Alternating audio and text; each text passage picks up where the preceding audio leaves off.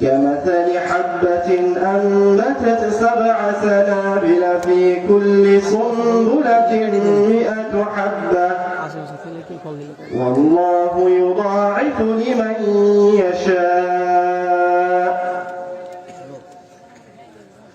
عن أبي هريرة رضي الله تعالى عنه قال قال رسول الله صلى الله عليه وسلم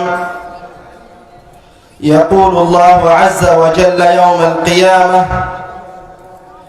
يا ابن آدم مرضت فلم تعدني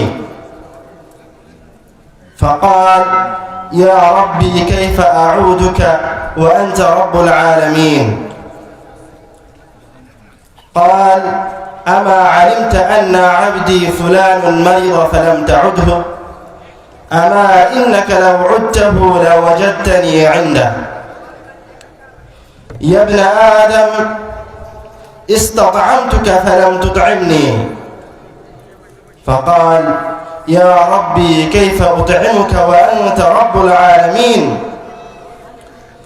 أما علمت أن عبدي فلان استطعمك فلم تطعمه أما إنك لو أطعمته لوجدت ذلك عندي يا ابن آدم استسقيتك فلم تسقني فقال كيف أسقيك يا رب وأنت رب العالمين فقال أما علمت أن عبدي فلان استسقاك فلم تسقه أما إنك لو سقيته لوجدت ذلك عندي.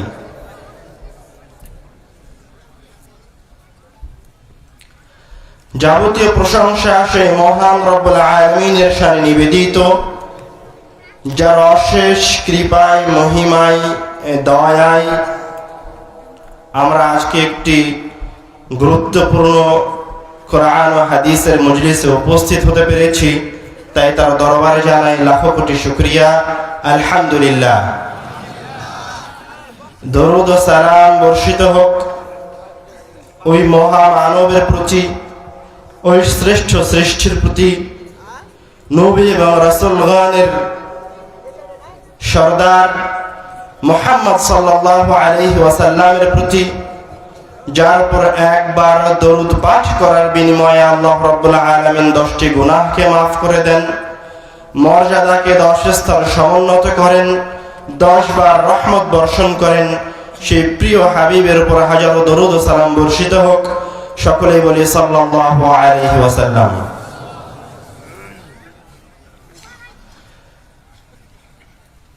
আমার আজকের সংক্ষিপ্ত ছোট্ট আলোচনায় গুরুত্বপূর্ণ যে কয়েকটি পয়েন্ট থাকবে, তার প্রথম কথা হচ্ছে আল্লাহ রাব্বুল আলামিন আমাদের কল্যাণে অসংখ্য ইবাদত প্রদান করেছেন, সালাত, সিয়াম, হজ, যাকাত, দান, খয়রাত। তো আল্লাহ রাব্বুল আলামিন সকল ইবাদতের মাঝে থেকে দান সাদকাকে একটি ব্যতিক্রম ধর্মী ক্ষমতা দিয়ে রেখেছেন। সকল ইবাদতের মাধ্যমে আল্লাহ রাব্বুল আলামিনের কাছে প্রতিপালকের নৈকট্য লাভ করা যায়, তার কাছে যাওয়া যায়, ক্ষমা চাওয়া যায়, ক্ষমা পাওয়া যায়। কিন্তু দানের মাধ্যমে কেন সবচেয়ে বেশি, সকল ইবাদতের চেয়ে দ্রুত ক্ষমা পাওয়া যায়? দ্বিতীয় প্রশ্ন থাকবে, আমরা যারা দান করছি কিন্তু ফলাফল পাচ্ছি না, তার কারণ কি? কি কারণে মানুষের দান কবুল হয় না?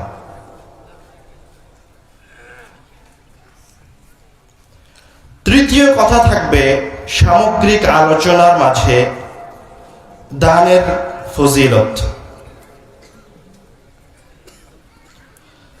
হাদিসে এসেছে, আবু হুরায়রা রাদিয়াল্লাহু তাআলা আনহু থেকে বর্ণিত, তিনি বলেন রাসূল সাল্লাল্লাহু আলাইহি ওয়াসাল্লাম বলেছেন, আল্লাহ রাব্বুল আলামিন কিয়ামতের দিন আদম সন্তানকে জিজ্ঞাসা করবেন, ইয়া ইবনা আদম মারিদতু ফালাম তাউদনি, হে আদমের সন্তান, আমি অসুস্থ হয়েছিলাম, তুমি আমাকে দেখতে আসনি।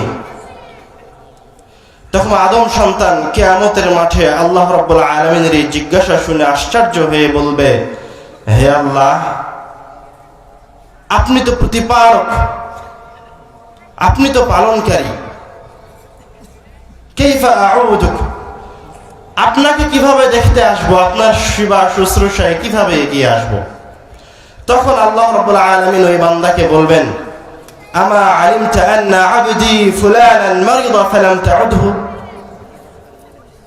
তুমি দুনিয়াবী জীবনের তোমার ওই প্রতিবেশীর কথা স্মরণ করো যে অসুস্থ হয়েছিল, কিন্তু তুমি তার সেবা শুশ্রূষায় ওই দরিদ্র ব্যক্তির পাশে গিয়ে দাঁড়াওনি, ওই হতভাগা অসুস্থ ব্যক্তিটাকে দেখতে যাওনি। আমা ইন্নাকা লাউ উদ্দাহু লাওয়াজাদতানি ইনদাহ, তুমি যে তোমার ওই প্রতিবেশী ওই অসুস্থ ব্যক্তির কথা শুনেছিলে, তুমি যদি ওই ব্যক্তিকে দেখতে চেতে তাহলে লাওয়াজাদতানি ইনদাহ, তাহলে ওই অসুস্থ ব্যক্তির কাছে তুমি আমাকে পেতে। আদম সন্তান, দুনিয়াবী জীবনে আমি তোমার 3 বেলা খাবারের ব্যবস্থা করেছি, তোমাকে ক্ষুধার্ত রাখিনি, কিন্তু তুমি খেয়েছো আর আমাকে খাওয়াওনি। তখন আদম সন্তান কিয়ামতের মাঠে মহান রব্বুল আলামিনের সামনে আশ্চর্য হয়ে বলবে, ইয়া রব্বি কাইফা উতইমুকা ওয়া আনতা রব্বুল আলামিন, হে আল্লাহ, তুমি তো সকল কিছুর পালনকর্তা, আমার সৃষ্টিকর্তা, কাইফা উতইমুকা, তোমাকে কিভাবে খাওয়াবো? তুমি কখন ক্ষুধার্ত থাকলে আর তোমাকে কিভাবে খাওয়াবো? তখন আল্লাহ রাব্বুল আলামিন তাকে বলবে, আমা আলিমতা আন্না আবদি ফুলানুন ইসতাতআমাকা, তোমার কি স্মরণ নেই, তোমার কি মনে পড়ে না ওই যে তোমার বাড়ির দরজায় একজন ভিক্ষুক এসেছিল, তোমার বাড়িতে খাবার চেয়েছিল? তোমার কি মনে পড়ে না ওই যে তুমি বাসে চড়ে একটা জার্নি করছিলে, বেড়াতে যাচ্ছিলে, তখন একজন ভিক্ষুক তোমার কাছে 5 টাকা চেয়েছিল? কোন একজন সায়েল তোমার কাছে রাস্তায় এক বান্দার খাবার চেয়েছিল, কিন্তু তুমি তাকে সেই খাবার, সেই ভিক্ষুককে টাকা দাওনি। আমা ইন্নাকা লাউ আতআমতাহু লাওয়াজাদতা যালিকা ইনদি, তুমি যদি ওই দিন ওই ভিক্ষুককে, তুমি যদি ওই দিন ওই সায়েলকে একবেলা খাবারের ব্যবস্থা করে দিতে, লাওয়াজাদতা যালিকা ইনদি, তাহলে আজকে কিয়ামতের দিনে ওই খাবার তোমার জন্য আমার কাছে মজুদ থাকতো। আল্লাহ রাব্বুল আলামিন তৃতীয় জিজ্ঞাসা করবেন, ইয়া ইবনা আদম ইস্তাসকাইতুকা ফালাম তাসকিনি, হে আদম সন্তান, আমি তৃষ্ণার্ত হয়েছিলাম,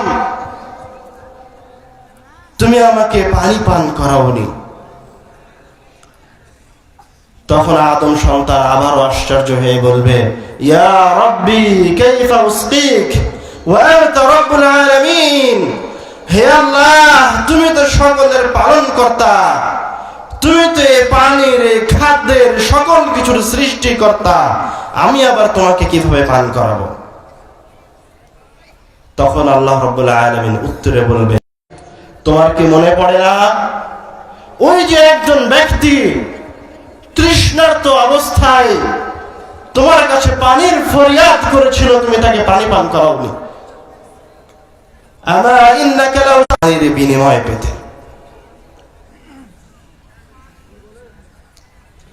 আমি যখন মিশরে থাকা অবস্থায় তৃষ্ণার্ত, ক্ষুধার্ত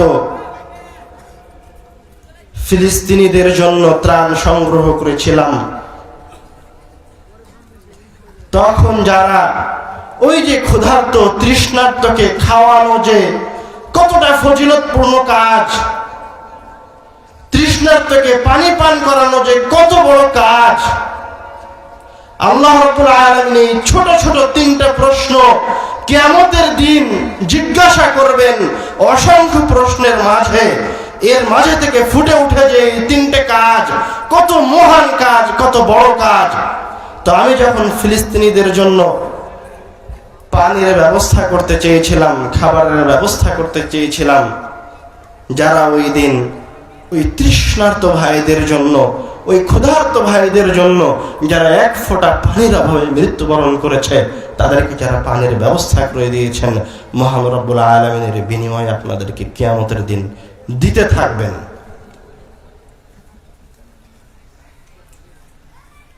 যারা পানির ব্যবস্থায় অংশগ্রহণ করেছে, যারা খাদ্যের ব্যবস্থায় অংশগ্রহণ করেছে, আল্লাহ রাব্বুল আলামিন তাদের দানকে যখন থেকে দান করেছে তখন থেকে কিয়ামত পর্যন্ত, ওই আল্লাহ রাব্বুল আলামিনের সামনে উপস্থিত হওয়া পর্যন্ত ওই দান সাদকাগুলিকে আস্তে আস্তে আস্তে আস্তে বেশি করতে থাকবেন।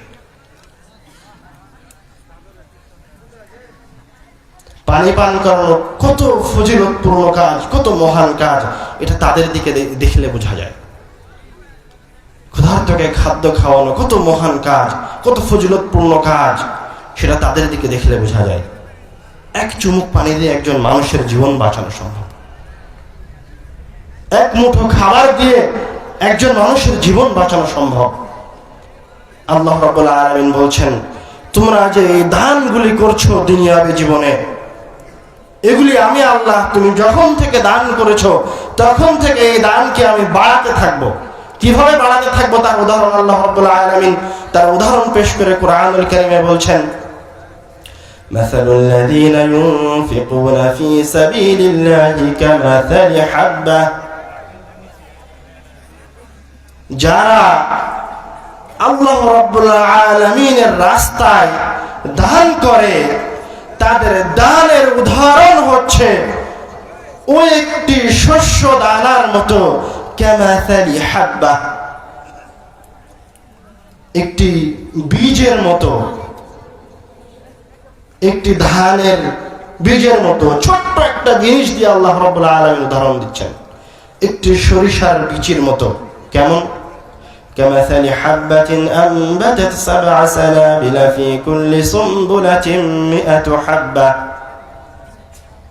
তার দান হচ্ছে একটি সরিষার দানার মতো। সরিষার দানাটা আপনি দান করেছেন, আল্লাহ রাব্বুল আলামিনের কাছে রেখেছেন, মানে আল্লাহ রাব্বুল আলামিন ওই দানকে কিভাবে বৃদ্ধি করছে। এবার দেখেন, ওই সরিষার দানা আপনি জমিনে বপন করেছেন, সেই সরিষার দানা থেকে একটি গাছ আল্লাহ রাব্বুল আলামিন করেছে, সেই গাছে আল্লাহ রাব্বুল আলামিন 7টি শীষ প্রদান করেছেন। ফি কুল্লি সুমবুলাতিন মিআতু হাব্বা, এবং প্রত্যেকটা শীষে আল্লাহ রাব্বুল আলামিন 100টি করে দানা প্রদান করেছেন। আল্লাহু ইউদাঈফু লিমান ইয়াশা, আর আল্লাহ যখন চান তখন এই একটি শস্য থেকে শুধু 7টি শীষ নয়, 7টি শীষ থেকে 700টি দানা নয়, বরং আল্লাহ রাব্বুল আলামিন যতগুলি দানা ইচ্ছা, যতগুলি শীষ ইচ্ছা বৃদ্ধি করতে থাকবেন। খোলাসাতুল আয়াতের সারাংশ হচ্ছে আল্লাহ রাব্বুল আলামিন আপনাকে বোঝাতে চাচ্ছে, আপনি যে 1 টাকা দান করলেন, আপনার ইখলাসের উপর নির্ভর করে, আপনার অন্তরে বিশ্বাসের উপর নির্ভর করে, প্রতিপালকের সন্তুষ্টি চাওয়ার উপর নির্ভর করে, ওই নিয়তের উপর নির্ভর করে আল্লাহ রাব্বুল আলামিন আপনার ওই 1 টাকাকে 7 টাকায় রূপান্তরিত করেন, 7 টাকাকে 700 টাকায় রূপান্তরিত করেন, এবং আপনার ইখলাসের উপর নির্ভর করে আল্লাহ রাব্বুল আলামিন শুধু 700 টাকা নয়, 1 টাকাকে 700 টাকা নয়, লক্ষ লক্ষ কোটি কোটি টাকায় রূপান্তরিত করেন। আল্লাহ রাব্বুল আলামিন এইভাবে একজন মুমিনের দানকে প্রতিপালন করতে থাকেন।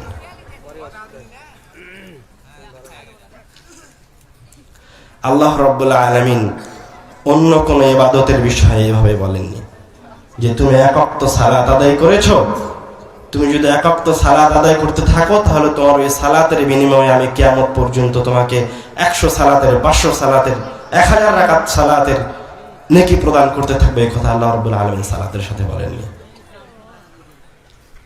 আল্লাহ রাব্বুল আলামিন এই কথা সিয়ামের সাথেও বলেননি। কখনো কখনো সিয়ামের ফজিলতে আল্লাহ রাব্বুল আলামিন বলেছেন, 1 দিনের সিয়াম রাখলে 1 বছর আগের পরের গুনাহ মাফ হয়ে যাবে।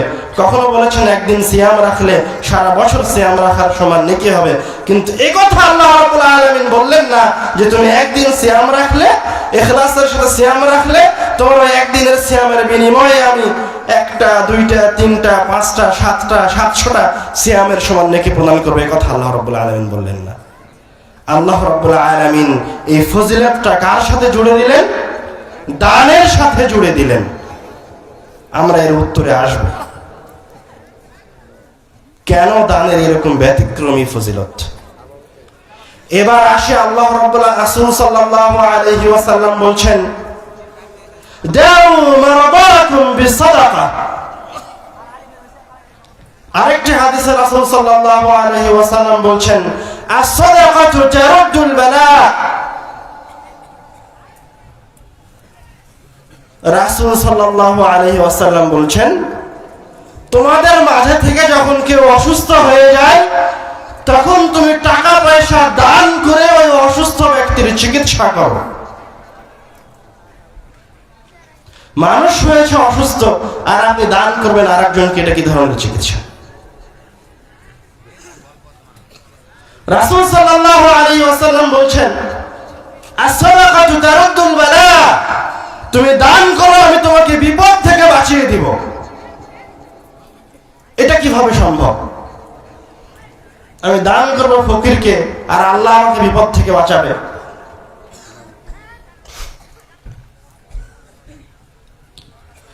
আপনার অর্থ সম্পদে গরিবের অধিকার আছে।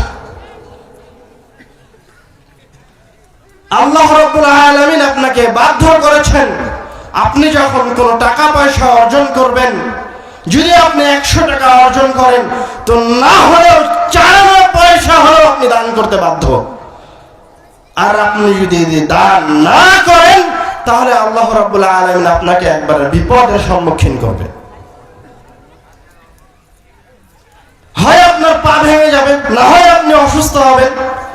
তারপর ওই বখিলের টাকা ওই অসুস্থতার মাধ্যমে বের হয়ে আসবে। বুঝতে পারেননি আমার কথা? কিন্তু আপনি যদি আগেই দান করে দেন, আগেই যে আপনি 100 টাকা ইনকাম করেছেন তার মাঝে 50 টাকা দান করে দিয়েছেন, 20 টাকা দান করে দিয়েছেন, তো রাসূল সাল্লাল্লাহু আলাইহি ওয়াসাল্লাম বলছেন, আস-সাদাকাতু তারুদ্দুল বালা। তুমি তোমার ইনকাম থেকে 1 টাকা দান করে দিয়েছো, মানে তোমার সামনে যে বিপদ ছিল সেই বিপদটা কেটে গেছে। কেন? কেননা তুমি তোমার ইনকামে গরিবের যে হকটা আছে সেই হকটা তুমি আদায় করেছো। দাউ মারদাকুম বিসাদাকা। তুমি তোমার পাপাচারের কারণে অসুস্থ হও, আমি আমার পাপের কারণে, আমার ভুলের কারণে, আমার অন্যায়ের কারণে অসুস্থ হই। তো আপনি যে আপনার ধন সম্পদ কুক্ষিগত করে রাখলেন, ওই যে ফকির মিসকিন আপনার দাঁড়ে দাঁড়ে ঘুরে গেল, তাদেরকে দিলেন না, তো আল্লাহ রাব্বুল আলামিন আপনাকে এমন অসুস্থতা প্রদান করবেন যে আপনি হয়তো একজন মিসকিনকে আপনি 5 টাকা দেননি, কিন্তু এই 5 টাকা না দেওয়ার কারণে আল্লাহ রাব্বুল আলামিন আপনার পকেট থেকে, আপনার অর্থ সম্পদ থেকে 5 লক্ষ টাকা বের করে নেবেন। তো রাসূল সাল্লাল্লাহু আলাইহি ওয়াসাল্লাম বলছেন, তুমি দান করো। দান করলে কি হবে? তারুদ্দুল বালা। তোমার সামনে থেকে, এই যে মজলিস থেকে উঠে গিয়ে মোটর সাইকেলে যাওয়ার সময় একটা অ্যাক্সিডেন্ট হওয়ার কথা ছিল, অ্যাক্সিডেন্ট আর হবে না। তুমি এরকম বড় ধরনের একটা অসুস্থতার সম্মুখীন হওয়ার কথা ছিল, সেটা হবে না। আর রাসূল সাল্লাল্লাহু আলাইহি ওয়াসাল্লাম বলছেন, দাউ মারদাকুম বিসাদাকা। আর তুমি যদি অসুস্থ হয়েও যাও তাহলে কিভাবে চিকিৎসা করবে? অসুস্থ ব্যক্তির জন্য দান সাদকা করো। দান সাদকা করলে কি হবে? ও অসুস্থ হয়েছে তার পাপের কারণে। দান সাদকা করলে দ্রুত দ্রুত মানুষের ভুল মাফ হয়ে যায়।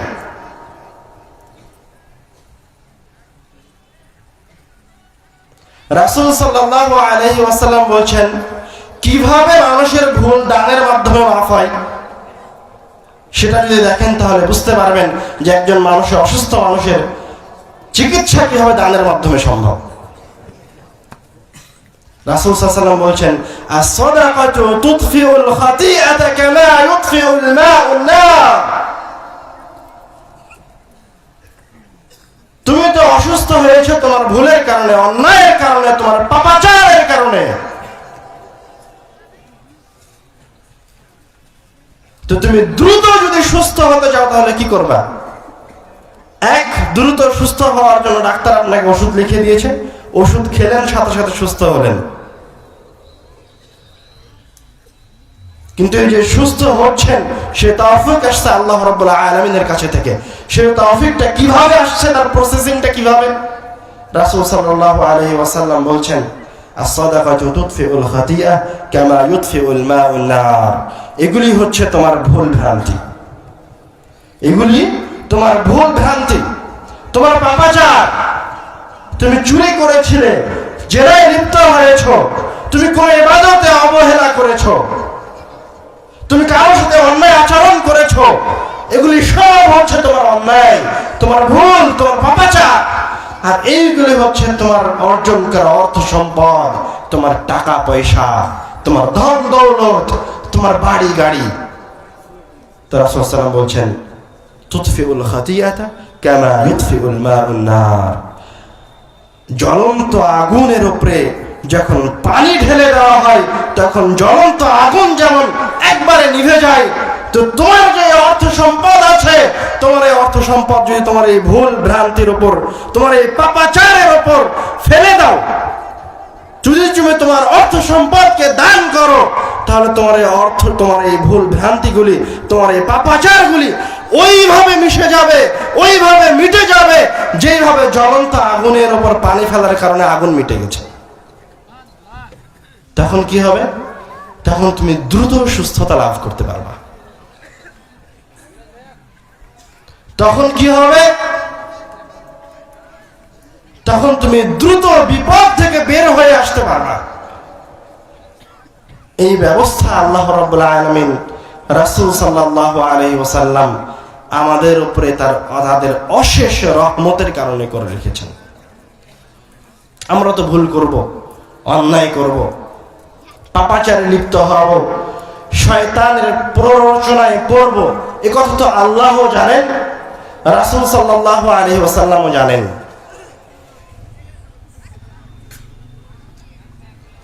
তো আল্লাহ রাব্বুল আলামিন বলছেন, শয়তান তোমাকে দরিদ্রতার ভয় দেখাবে, শয়তান তোমাদেরকে দরিদ্রতার ভয় দেখাবে। আর তার বিপরীতে আল্লাহ রাব্বুল আলামিন বলছেন, আমি তোমাদের জন্য ক্ষমা ঘোষণা করে রেখেছি।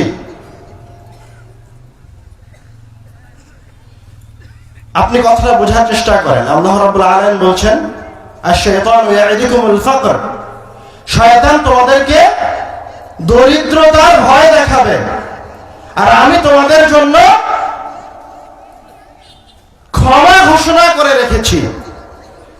এই দরিদ্রতার ভয়ের সাথে ক্ষমার সম্পর্ক কি? এই উদাহরণ কেন আল্লাহ রাব্বুল আলামিন কোরআনুল কারীমে দিচ্ছেন? ক্ষমার সাথে দরিদ্রতার সম্পর্ক হচ্ছে, আপনি যখন আপনার অর্থ সম্পদ দান করবেন, অর্থ সম্পদ দান করলে আপনি এত দ্রুত জান্নাতে যেতে পারবেন, অর্থ সম্পদ দান করে আপনি যত দ্রুত জান্নাতে যেতে পারবেন, অন্য কোন মাধ্যমে আপনি এত দ্রুত জান্নাতে যেতে পারবেন না। অন্য কোন মাধ্যমে আপনি আল্লাহ রাব্বুল আলামিনের কাছে এত দ্রুত ক্ষমা লাভ করতে পারবেন না।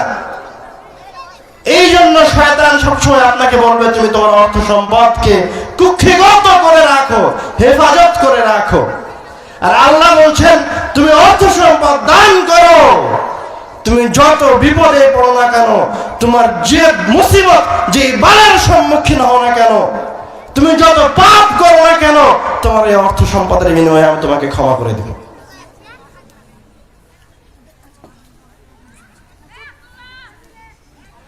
শয়তান সবচেয়ে শক্তিশালী কোন জায়গায়? যে জায়গায় আপনি সবচেয়ে দ্রুত জান্নাতে যেতে পারবেন। বুঝতে পেরে আমার কথা কি বুঝতে পারছেন?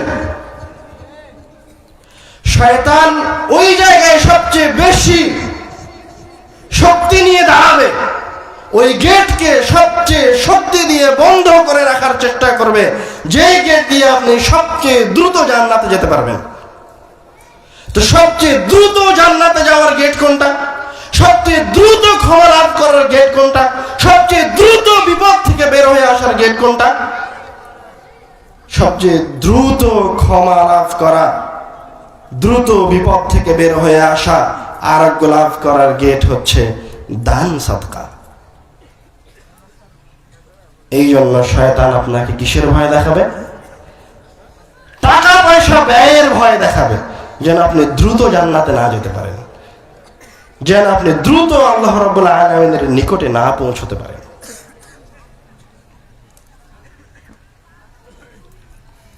এবার আমরা ওই প্রশ্নের উত্তরে আসি যে আল্লাহ রাব্বুল আলামিন এত এত ক্ষমতা কেন দান সাদকাকে দিয়ে রাখলেন? কেন এই ক্ষমতা সালাতকে দেওয়া যেত না? এই ক্ষমতাকে সিয়ামকে দেওয়া যেত না? এই ক্ষমতা কি অন্য কোন ইবাদতকে দেওয়া যেত না? হজকে দেওয়া যেত না? উমরাকে দেওয়া যেত না? আল্লাহ রাব্বুল আলামিন এই ক্ষমতা দান সাদকাকে কেন দিয়ে রাখলেন? মনোযোগ দিয়ে শোনেন। আপনি যে অন্তরে বিশ্বাস স্থাপন করেছেন যে আল্লাহ এক, ও দ্বিতীয়, আপনি যে অন্তরে বিশ্বাস স্থাপন করেছেন যে মুহাম্মদ সাল্লাল্লাহু আলাইহি ওয়াসাল্লাম আল্লাহর রাসূল, আপনি যে অন্তরে বিশ্বাস স্থাপন করেছেন যে তাওয়াক্কালনা আলাল্লাহ, যে আমি আল্লাহ রাব্বুল আলামিনের উপর আমার সকল কাজে ভরসা করেছি, এই যে আপনি গায়েবের উপর বিশ্বাস স্থাপন করেছেন, এই যে আপনি গায়েবের উপর ঈমান আনয়ন করেছেন, এগুলো কি আপনি চোখে দেখতে পাচ্ছেন? আপনার ঈমান কি চোখে দেখা যায়? হ্যাঁ, কথা বলেন তো, আপনার ঈমান কি কেউ চোখে দেখতে পায়? আল্লাহ কি কেউ এখন দুনিয়াবী জীবনে চোখে দেখতে পাবে? পাবে না। এবং আমাদের যতগুলো ইবাদত রয়েছে ওই গায়েবের নিকটবর্তী হওয়ার জন্য, ওই গায়েবের নিকটবর্তী হওয়ার জন্য যত ইবাদত রয়েছে, সালাত, সিয়াম, হজ, এগুলোর সাথে আমাদের শরীর সম্পৃক্ত হয়। কেউ চাইলেই 5 ওয়াক্ত সালাত আদায় করতে পারবে। সালাতে দাঁড়ালাম, হাত বাঁধলাম, ওযু করলাম, সালাত আদায় করলাম। ক্ষুধার্ত থাকলাম, পিপাসার্ত থাকলাম, সিয়াম করলাম।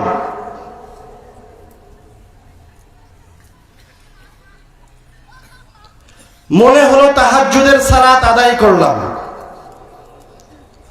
কিন্তু দান সাদকা এগুলির মতো নয়।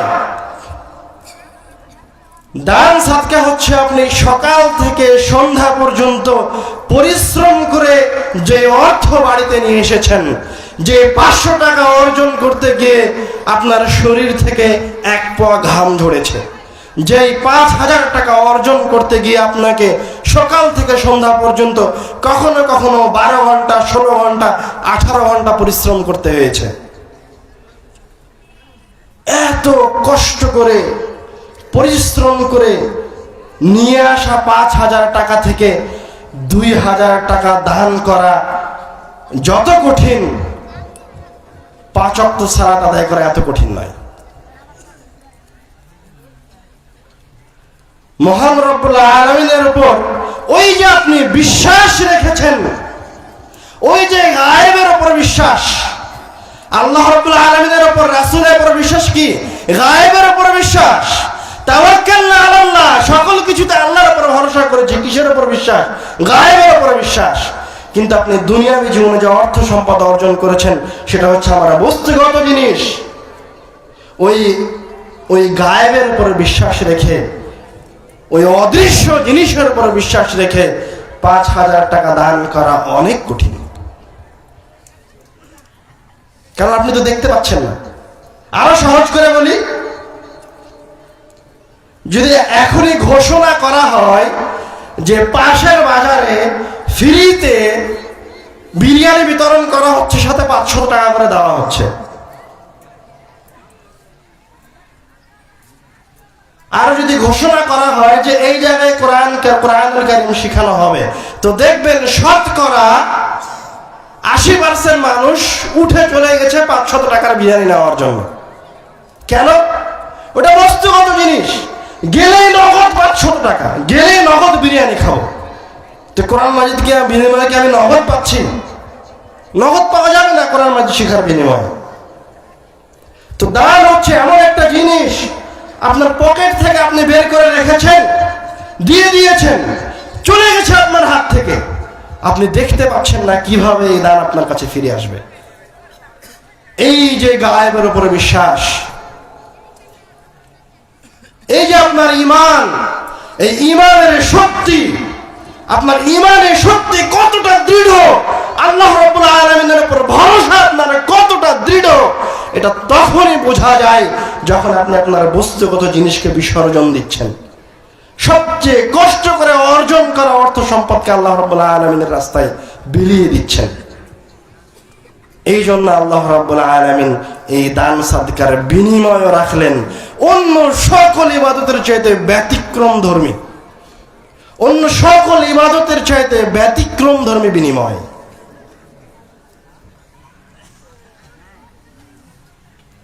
এবার আমরা আসি, দান সাদকা করলে, এই যে দান আমি করলাম, আমি তো দেখতে পাচ্ছি চলে গেছে, কিন্তু আল্লাহ রাব্বুল আলামিন হাদিসে কুদসিতে বলছে, ইয়া ইবনে আদম আনফিক আলাইকা, আদম সন্তান তুমি দান করো, আমি আল্লাহ বলছি তুমি দান করো, উনফিক আলাইকা, আমি আল্লাহ তোমার উপর ব্যয় করব। রাসূল সাল্লাল্লাহু আলাইহি ওয়াসাল্লাম বলছেন, দান সাদকা মানুষের অর্থ সম্পদকে কমিয়ে দেয় না, কোনোভাবেই কমায় না। তো এটা আপনি এখন বুঝবেন কিভাবে যে আমি যে 500 টাকা দান করলাম, সেই 500 টাকা আমার কাছে ফিরে আসবে কিভাবে? আমরা তো একবার বললাম যে আপনার দানের বিনিময়ে আপনি বিপদ থেকে আল্লাহ রাব্বুল আলামিন আপনাকে রক্ষা করেছে, দানের কারণে আল্লাহ রাব্বুল আলামিন আপনাকে আরোগ্য প্রদান করেছে। এবার আমরা তার একটা জলজ্যান্ত উদাহরণ পেশ করি যে টাকা কিভাবে ফিরে আসে, দান করা অর্থ সম্পদ কিভাবে ফিরে আসে, তার একটা উদাহরণ রাসূল সাল্লাল্লাহু আলাইহি ওয়াসাল্লাম নিজে দিয়েছেন। সহিহ মুসলিমের হাদিস, عن أبي هريرة رضي الله تعالى عنه قال قال رسول الله صلى الله عليه وسلم كان رجل بفلاة من الأرض فسمع صوتا في سحابة اسقي حديقة فلان। একদা একজন ব্যক্তি মরুভূমির পথিক, মরুভূমি দিয়ে চলছে, উপর থেকে একটি মেঘ খণ্ড থেকে কথা শুনতে পেল, ইসকি হাদিকাতা ফুলান, উমুকের বাগানে বৃষ্টি বর্ষণ করো। ফাতানাহা যালিকা সাহাব, তখন ওই মেঘ খণ্ডটি একদিকে যেতে লাগলো। ফাআফরাগা মাআহু, এবং ওই মেঘে যত পানি ছিল সব বৃষ্টি আকারে বর্ষিত হলো। একটি প্রস্তর ভূমিতে, পাথুরে ভূমিতে মুষলধারে বৃষ্টি বর্ষণ করলো মেঘখণ্ডটি। فإذا فيه شرجة من تلك الشراج استوعبت ذلك الماء كله। এবং ওই প্রস্তর ভূমিতে একটি নালা এসে সকল পানিগুলি একত্রিত হলো, যত পানি, যত বৃষ্টি বর্ষণ হয়েছিল সব গড়তে গড়তে গড়তে গড়তে একটা নালায় আসতে থাকলো। ফাতাতাব্বা যালিকাল মা, তখন ওই পথিক ওই পানিকে অনুসরণ করে হাঁটতে লাগলো। ওই নালা দিয়ে পানি যেই দিকে যায়, ওই মরুভূমির পথিক ওই দিকে যায়। فإذا فيها رجل قائم في حديقته يحول الماء بمسحاته। ওই পানির পিছে যেতে যেতে যেতে যেতে এক পর্যায়ে গিয়ে দেখে একজন মালি, একজন খামারি ওই ড্রেনের পানিগুলিকে তার সেচ যন্ত্রটি দিয়ে পানি তুলে তার খেতে দিচ্ছে। এবার ওই পথিকের কাছে বিষয়টা, রহস্যটা উন্মোচিত হলো যে পানি আসলে বর্ষিত হয়েছে এই লোকের জন্য। এবার এই লোক, এই পথিক ওকে জিজ্ঞাসা করছে, ইয়া আব্দুল্লাহ মা ইসমুক, হে আল্লাহর বান্দা তোমার নামটা কি? তখন সে বলছে ইসমি ফুলান। লিমা তাসআলুনি আন ইসমি। তখন ওই মালি, ওই খামারি তার প্রতি উত্তরে বলল, আমার নাম অমুক। আল ইসমুল্লাযী সামিআহু ফিস সাহাব। তার ওই নামটা ওই মেঘের শব্দের সাথে মিলে গেল, ওই মেঘের নামের সাথে মিলে গেল। মেঘের যে নামের কথা বলা হয়েছিল, যে ব্যক্তির কথা বলা হয়েছিল, সেই ব্যক্তির সাথে মিলে গেল। এবারকার ওই বাগান, ওই খামারি বলছে লিমা তাসআলু আন ইসমি, হে আল্লাহর বান্দা তুমি কেন আমাকে আমার নাম জিজ্ঞাসা করছো? তখন এবার প্রতি উত্তরে ওই খামারিকে ঘটনা খুলে বলছে ইন্নী সামিআতু সাওতান ফি সাহাবিন আল্লাযী হাযা মাউ। তুমি যেই পানি নিয়ে তোমার খামারে দিচ্ছ, এই পানিটা যেই মেঘ থেকে বর্ষিত হয়েছে, সেই মেঘে আমি তোমার নাম শুনেছি, দর্শন করেছেন। তারপর এই পানি নালা দিয়ে এসেছে, তারপর তুমি এই পানি তুমি শস্য খেতে দিচ্ছ। তুমি আসলে কি করো? ফামা তাসনাউ ফিহা, তুমি কি এমন কাজ করো যে আল্লাহ রাব্বুল আলামিন এইভাবে তাসাদ্দাকু বিসুলুসি। তুমি আমাকে যে ঘটনা বলছো, আসলেই যদি এরকমই হয়ে থাকে তাহলে শোনো, আমি তোমাকে বলে দিচ্ছি আমি কি করি। আমি এই বাগান থেকে যত শস্য উৎপাদিত হয়, সেই সব শস্যকে এক জায়গায় জমা করার পর তাসাদ্দাকু বিসুলুসি, এই শস্যকে 3 ভাগে ভাগ করে 1 ভাগ আমি আল্লাহর রাস্তায় দান করে দেই। সুবহানাল্লাহ, বলেন সুবহানাল্লাহ। বুঝতে পারেননি ঘটনা বুঝতে পেরেছেন? বলছে তাসাদ্দাকু বিসুলুসি, আমি 3 ভাগের 1 ভাগ দান করি। ওয়া আকুলু ওয়া আনা ওয়া ইয়ালি সুলুসা ওয়া আরুদ্দু ইলাইহি সুলুসা। 3 ভাগের 1 ভাগ দান করে দেই, আর 1 ভাগ আমরা খাই, আর 1 ভাগ জমা করে রাখি পুনরায় আবাদ করার জন্য। তো ওই লোক জানে না, ওই লোক প্রত্যেক বছরে যখনই তার শস্য উৎপাদিত হয়, শস্য উৎপাদন হওয়ার পর 3 ভাগের 1 ভাগ আল্লাহর রাস্তায় দান করে দেয়। কিন্তু ও জানে না যে কিভাবে আল্লাহ রাব্বুল আলামিন তার শস্যকে, তার এই দান করা শস্যকে, তার এই দান করা সম্পদকে কিভাবে আবার তার কাছে ফিরিয়ে দিচ্ছে। সেটাকে ওই ব্যক্তি দেখতে পাচ্ছে? ওই ব্যক্তি কিন্তু সচক্ষে দেখতে পাচ্ছে না যে ওই যে 3 ভাগের 1 ভাগ সম্পদ দান করে দিল আল্লাহর রাস্তায়, তো সেই সম্পদ আবার তার কাছে কিভাবে ফিরে আসলো, সেটা কি দানকারী দেখতে পাচ্ছে? আপনারা কি আমার গল্পটা বুঝতে পেরেছেন? হাদিসটা বুঝতে পেরেছেন? হ্যাঁ, বুঝতে পারেননি মনে হচ্ছে। যাক, আলহামদুলিল্লাহ। এবার এটা হচ্ছে তার একটা নমুনা যে আল্লাহ রাব্বুল আলামিনের রাস্তায় দান করলে কিভাবে দানটা আবার পুনরায় ফিরে আসে। এবার আরেকটা নমুনা দেখেন যে দান না করলে কিভাবে সম্পদ ধ্বংস হয়ে যায়। আর বিশেষ করে যে ব্যক্তি দান করত, সে দান করা বন্ধ করে দিলে সে কি ধরনের বিপদের সম্মুখীন হয়, তার উদাহরণ স্বয়ং আল্লাহ সূরাতুল কালামে 17 থেকে 35 নম্বর আয়াতে লম্বা ঘটনা বর্ণনা করেছেন। একজন সৎ লোক ছিল, তিনি তার পরিবার নিয়ে বসবাস করতেন, তার সন্তান সন্ততি ছিল।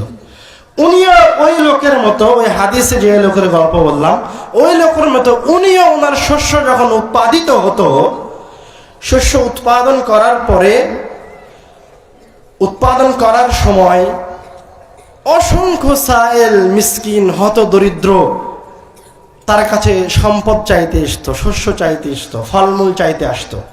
তো উনি সব ফকির মিসকিনকে ফলমূল দিতেন, সব ফকির মিসকিনকে দান খয়রাত করতেন। তো ওর যে সন্তান সন্ততি ছিল, ওরা এর বিরোধিতা করত। এখন 40 মণ ফলমূল হয়েছে, 40 মণ আম হয়েছে, 40 মণ আম থেকে যদি 10 মণ আম দান করে দেওয়া হয়, তো আম কি কমলো না? কমলো না? কমেনি? বাস্তবে কমে গেছে না? 40 মণ থেকে 10 মণ আম দান করে দিলে এখন কয় মণ আছে?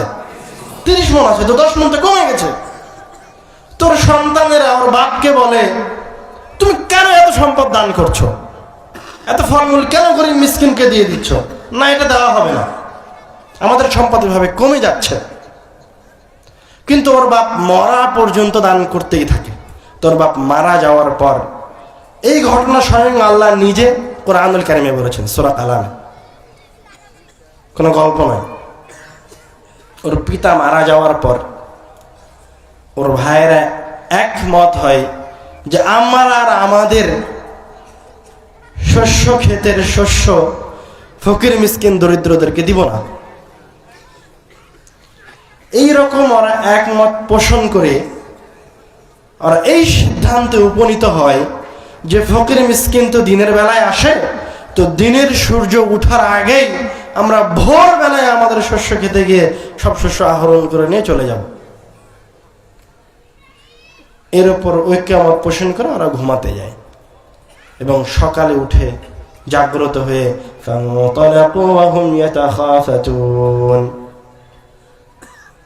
চুপে চুপে সবগুলি ভাই এবার তাদের বাগানের দিকে যাওয়া শুরু করে।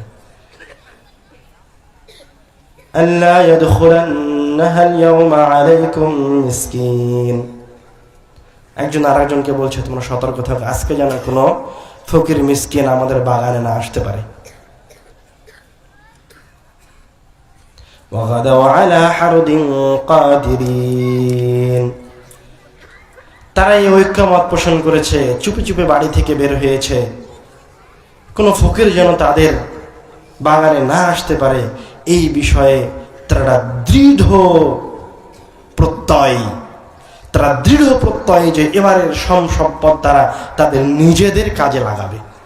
এবার তারা অনেক সম্পদ এক জায়গায় করতে পারবে। এই বলে ওরা যখন বাগানে গিয়ে পৌঁছলো ওই ভোরবেলায়, فَلَمَّا رَأَوْهَا قَالُوا إِنَّا لَضَالُّونَ بَلْ نَحْنُ مَحْرُومُونَ। ওরা যখন ওদের বাগানে গিয়ে পৌঁছলো, বাগানে গিয়ে দেখে সম্পূর্ণ বাগান প্রচন্ড ঝড়ে আগুনে তছনছ হয়ে গেছে, কিছুই নাই। শস্য ক্ষেত তো বহুদূরের কথা, ফলমূল তো বহুদূরের কথা, গাছের অস্তিত্ব নাই। ক্বালু ইন্না লাদাল্লুন। এবার ওরা বুঝতে পারলো, এবার ওরা বলছে, একজন আরেকজন ভাইকে বলছে, আমরা পথভ্রষ্ট হয়েছি, আমার বাপই ঠিক ছিল। বাল নাহনু মাহরুমুন। আমরা শুধু পথভ্রষ্ট নয়, আমরা আমাদের সম্পদ থেকে, আমাদের এই কাজ থেকে, সকল কিছু থেকে পরিপূর্ণরূপে মাহরুম হয়ে গেছে।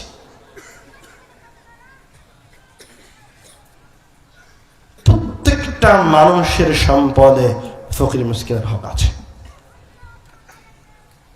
সে চাহে 50 টাকা ইনকাম করুক আর 5 লক্ষ টাকা ইনকাম করুক, আর চাহে একটা ভাত কেনার সমান যদি কারো কাছে অর্থ থাকে, তো ওই অর্থে গরিবের হক রয়েছে। এবার আরেকটা হাদিসে আসেন, রাসূল সাল্লাল্লাহু আলাইহি ওয়াসাল্লাম বলছেন, কিয়ামতের মাঠে যখন মানুষ আসবে, যখন আল্লাহ রাব্বুল আলামিনের দরবারে হাজিরা দিতে আসবে, তখন তার ডান দিকে তাকাবে, ফায়ানযুরু আশআমা মিনহু ফালা ইয়ারা ইল্লা মা কদ্দাম وينظر أيمن منه فلا يرى إلا ما قدم وينظر أشأم منه فلا يرى إلا ما قدم وينظر بين يديه فلا ينظر إلا النار تلقاء وجهه। একজন ব্যক্তির কথা বলা হচ্ছে, কিয়ামতের মাঠে উপস্থিত হয়ে দেখবে তার ডান পাশেও জাহান্নাম, বাম পাশেও জাহান্নাম, সামনেও জাহান্নাম, চতুর্দিকে লেলিহান আগুন, চতুর্দিকে শুধু ভয়ঙ্কর শাস্তির ভয়াবহতা। তো এই ভয়ঙ্কর শাস্তি থেকে আপনি বাঁচবেন কিভাবে? রাসূল সাল্লাল্লাহু আলাইহি ওয়াসাল্লাম বলছেন, ইত্তাকুন নার ওয়ালাউ বিশাক্কি তামার। তোমাদের মাঝে কোন ব্যক্তি যদি এরকম ভয়ঙ্কর লেলিহান আযাব থেকে বাঁচতে চায়, তোর অর্থ সম্পদ যদি একটা খেজুরও হয়, তাহলে ওই খেজুরকে যেন কয়েক টুকরায় বিভক্ত করে একটা টুকরা দান করে দেয়। ইত্তাকুন নার ওয়ালাউ বিশাক্কি তামার। ওর অর্থ সম্পদ যদি একটা খেজুরও হয়, তাহলে সে ওই একটা খেজুরকে কয়েক ভাগে বিভক্ত করে একটা টুকরা দান করবে। ওই দানের বিনিময়ে আল্লাহ রাব্বুল আলামিন তার জাহান্নামের আযাবকে মাফ করে দিবেন। এর নাম হচ্ছে দানের পাওয়ার। আপনি আপনার সন্তান সন্ততির জন্য লাইফ ইন্স্যুরেন্সের ব্যবস্থা করেছেন, টাকা জমা করছেন, অর্থ সম্পদ জমা করছেন, যা করছেন সব দুনিয়াবী জীবনের জন্য। পরকালের জন্য কি করেছেন? পরকালে আপনার কয়টা বাড়ি, কয়টা এসি, কয়টা ফ্যানের ব্যবস্থা হয়েছে? কয়টা ফ্যানের সমান টাকা আপনি দান করেছেন? কয়টা ঘরের সমান টাকা আপনি দান করেছেন? কিয়ামতের মাঠে বিপদ থেকে বাঁচার জন্য আপনি কি করেছেন? কতটুকু ত্যাগ রয়েছে, কতটুকু তিতিক্ষা রয়েছে? আপনি আপনার নিজেকে প্রশ্ন করেন। আমরা আমাদের আলোচনার শেষের দিকে চলে যাচ্ছি। বস্তুবাদী হয়েন না, খবরদার, কখনো বস্তুবাদী হয়েন না।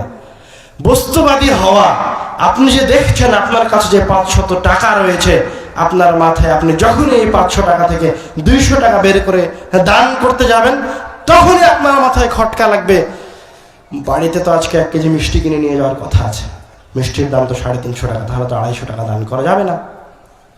এই যে ধাক্কা দিচ্ছে আপনার ব্রেনে, এটা হচ্ছে শয়তান। আপনি এই জায়গায় 50 টাকা দান করতে পারবেন না, কারণ আপনার মাথায় আছে কি এখান থেকে উঠে গিয়ে বাদাম কিনে খেতে হবে। কিন্তু আপনি মরণের কথা ভুলে গেছেন, পরকালের কথা ভুলে গেছেন, কিয়ামতের মাঠের কথা ভুলে গেছেন। আল্লাহ রাব্বুল আলামিন কোরআনুল কারীমে বলছেন, ইয়াউমা ইয়াফিরুল মারউ মিন আখিহি। কিয়ামতের ভয়াবহতা এত হবে যে নিজের ভাইকে দেখে পালিয়ে যাবে। ওয়া উম্মিহি ওয়া আবিহি, সন্তান পিতামাতাকে দেখে পালিয়ে যাবে। ওয়া সাহিবাতিহি ওয়া বানিহি, আপনি নিজে পরিবারের অভিভাবক, আপনার কলিজার টুকরা সন্তান যার জন্য আপনি লাইফ ইন্স্যুরেন্সের ব্যবস্থা করেছেন, প্রত্যেক মাসে মাসে টাকা জমা দেন, যে সন্তানের জন্য আপনি এখনই উঠে 1 কেজি মিষ্টি কিনে নিয়ে যাবেন। ওয়া সাহিবাতিহি ওয়া বানিহি, আপনি কিয়ামতের দিন আপনার সেই কলিজার টুকরা সন্তান, আপনার ভালোবাসার স্ত্রীকে রেখে পালিয়ে যাবেন। তারপরে যখন পাপের পাল্লা ভারী হয়ে যাবে, তখন আপনাকে বলা হবে, খুযুহু ফাগুল্লু সুম্মা জাহিমা সাল্লু, ওকে ধরো, ওকে জিঞ্জির দিয়ে বাঁধো, সুম্মা জাহিমা সাল্লু, ওকে জাহান্নামের নিচে নিয়ে গিয়ে বেঁধে রাখো। সুম্মা ফি সিলসিলাতিন যারউহা 70 যিরাআন, এবং তাকে জাহান্নামের নিচে নিয়ে গিয়ে ৭৭ যিরা, 70 যিরা, ৭৭ হাত লম্বা জিঞ্জিরে দিয়ে জাহান্নামের নিচে বেঁধে রাখো।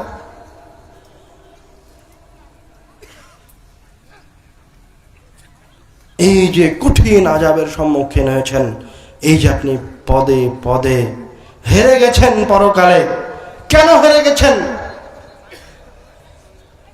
কেন জান্নাতীরা কিভাবে জয়ী হয়েছে? তো যারা জাহান্নামে ঢুকে গেছে, যারা এই আযাবের সম্মুখীন, যারা এই লেলিহান আযাবের মাঝে পতিত, জান্নাতীরা ওদেরকে এসে জিজ্ঞাসা করবে, মা সালাকাকুম ফি সাকার, কি তোমাদেরকে এই লেলিহান আগুনে পৌঁছেছে, কি তোমাদেরকে এই সাকার নামক জাহান্নামে নিয়ে এসেছে? قالوا لم نكن من المصلين ولم نكن نطعم المسكين, আমরা দুনিয়াবী জীবনে দান সদকা করতাম না, হত দরিদ্রকে ক্ষুধার্তকে খাওয়াইনি, সালাত আদায় করিনি, বাস এই জিনিসটাই তাদেরকে ওই জাহান্নামের আগুনের সম্মুখীন করেছে। এই আযাব থেকে, দুনিয়াবী জীবনের কল্যাণ আর পরকালীন জীবনের এই আযাব থেকে বাঁচার সবচেয়ে সহজ উপায় হচ্ছে দান সাদকা। সবচেয়ে দ্রুত বাঁচা যায় যে মাধ্যম দিয়ে, তার নাম হচ্ছে দান সাদকা। শেষ আরেকটা উদাহরণ দিব।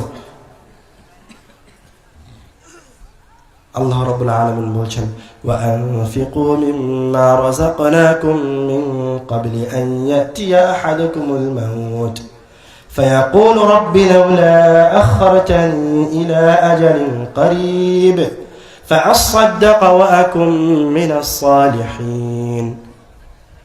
মানুষকে, এটা মুমিনদের কথাই চলছে। আল্লাহ রাব্বুল আলামিন বলছেন, তুমি মৃত্যুবরণ করার আগেই, মরার আগেই দান সদকা করে নাও। কেন? মরার আগেই দান সদকা করে নাও কেন? মানুষ, কোন মুমিন যার কোনো ভুল ভ্রান্তি আছে, যে ঈমান আনয়ন করেনি, ওই যে তার পাপের পাল্লা বেশি হয়ে গেছে, তো আল্লাহ রাব্বুল আলামিন বলছেন এই আয়াতে, যখন তাকে মৃত্যু গ্রাস করেছে, যখন সে তার আমলনামা, তার পরকালকে দেখতে পাচ্ছে, তখন সে সূর্যের আলোর ন্যায় দেখতে পাবে যে তার অর্থ সম্পদের, তার দান সাদকার পাওয়ার কত বেশি ছিল। ওই মরার সময় যখন সে মারা যাবে, তখন সবার আগে সেটা অনুভব করতে পারবে। তখন এই জিনিসটা অনুভব করে এই পাপী আল্লাহর বান্দা, এই পাপী মুসলমান আল্লাহ রাব্বুল আলামিনকে বলবে, ফাআসাদদাক ওয়া আকুম মিনাস সালিহিন। আল্লাহ, তুমি আমাকে 1 মিনিটের জন্য এই দুনিয়ায় ফিরিয়ে দাও। 1টা মিনিটের জন্য তুমি যদি আমাকে 1 মিনিট সময় দাও, আমার দুনিয়াতে যত অর্থ সম্পদ আছে এগুলি দান করে আকুম মিনাস সালিহিন, আমি সালিহিনদের অন্তর্ভুক্ত হয়ে যাব। ওই মুসলমান এই কথা বলবে না, আল্লাহ তুমি আমাকে দুনিয়াতে ফিরিয়ে দাও, আমি হজ করব। ওই কথা বলবে না, আল্লাহ আমাকে দুনিয়াতে ফিরিয়ে দাও, আমি 5 ওয়াক্ত সালাত আদায় করব। এই কথা বলবে না, আল্লাহ আমাকে দুনিয়াতে ফিরিয়ে দাও, আমি আমার পিতামাতার আনুগত্য করব, আমার রাসূলের আনুগত্য করব। কি বলবে? 1 মিনিটের মোহলত দাও, আমি 1 মিনিট সময় নিয়ে পৃথিবীতে গিয়ে আমার অর্থ সম্পদ দান করে সালিহিনদের অন্তর্ভুক্ত হয়ে যাব। কেন? দান করলে সাথে সাথে তার পাপগুলি ক্ষমা হয়ে যাবে, দ্রুত সালিহিনদের অন্তর্ভুক্ত হতে পারবে।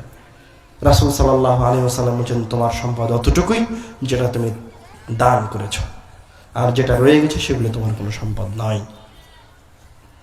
আল্লাহ রাব্বুল আলামিন আমাদেরকে এই দানের প্রতি অগ্রবর্তী হওয়ার তৌফিক দান করুন। দানের হিকমাকে বুঝে ইখলাসের সাথে দান করার তৌফিক দান করুন। হে আল্লাহ, তুমি আমাদেরকে আমাদের দান সাদকার বিনিময়ে ইহকালে এবং পরকালে কল্যাণ দান করো। আল্লাহুম্মা আমিন। ওয়া আখিরি দাওয়ানা ওয়াল হামদুলিল্লাহি রাব্বিল আলামিন। আসসালামু আলাইকুম ওয়া রাহমাতুল্লাহ।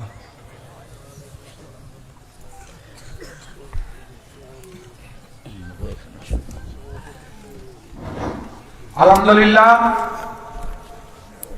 আমরা এতক্ষণ ধরে ধৈর্য সহকারে